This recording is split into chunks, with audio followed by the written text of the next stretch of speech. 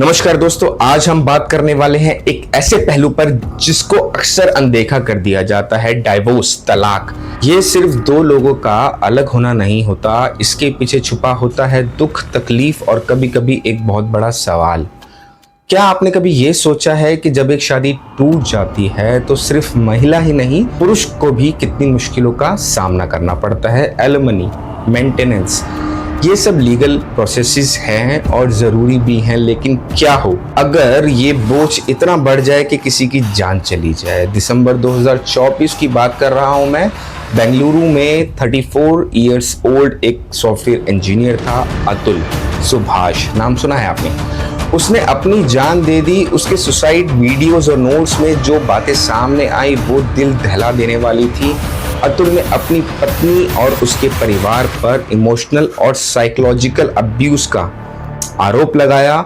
इतना ही नहीं, उसने ये भी कहा उनसे एक्सटॉर्शन की डिमांड की जा रही थी। मैरिटल डिस्प्यूट के बीच में, हाँ दोस्तों, डाइवोर्स के केस चल रहा था और उसके बीच में ये सब हो रहा था। अब आप सोच रहे होंगे कि ये तो एक अलग घटना होगी, लेकिन अगर मैं आपको ये बताऊं कि नेशनल क्राइम रिकॉर्ड ब्यूरो यानी NCRB के डेटा के अनुसार 2015 से 24 के बीच में मैरिज रिलेटेड इशू की वजह से कितने लोगों ने सुसाइड कमिट करा है, और उसमें पुरुष भी शामिल हैं। इससे पहले जनवरी 2024 में अशोकनगर में भी एक ऐसा ही दुखद केस सामने आया था, जहां पर एक 40 साल के आदमी ने सुसाइड कमिट कर लिया। उसके सुसाइड नोट्स में भी उसने अपनी पत्नी पर कंटिन्यूअसली हैरेसमेंट, मेंटल टॉर्चर का आरोप लगाया। उसने ये भी लिखा कि उसकी पत्नी ने 20 लाख एलिमनी मांगी थी और उसकी मौत चाहती थी। परिवार ने तो ये भी कह दिया कि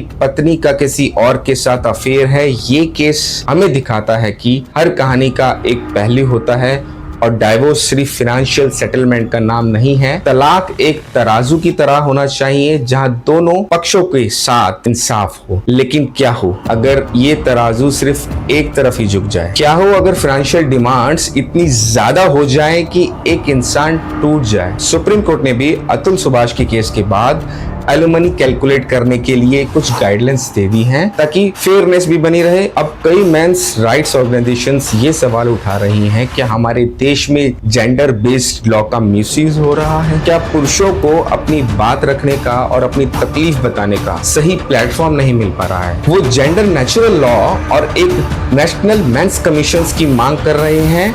ये सवाल जरूरी है। क्या इस पर सोच विचार करना चाहिए? दोस्तों, ये एक बहुत सेंसिटिव और कॉम्प्लेक्स इशू है। हमारा मकसद किसी एक पक्ष को सही या गलत ठहराना नहीं है। हम चाहते हैं इस पर खुलकर बात हो। क्या एलिमनी लॉ में और सुधार की जरूरत है?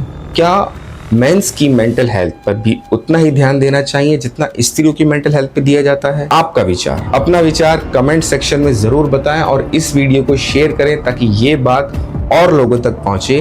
और अगर आप ऐसी ही इंपॉर्टेंट इश्यूज पर बात करना चाहते हैं, बात सुनना चाहते हैं, तो काइंडली सब्सक्राइब मी, काइंडली फॉलो मी।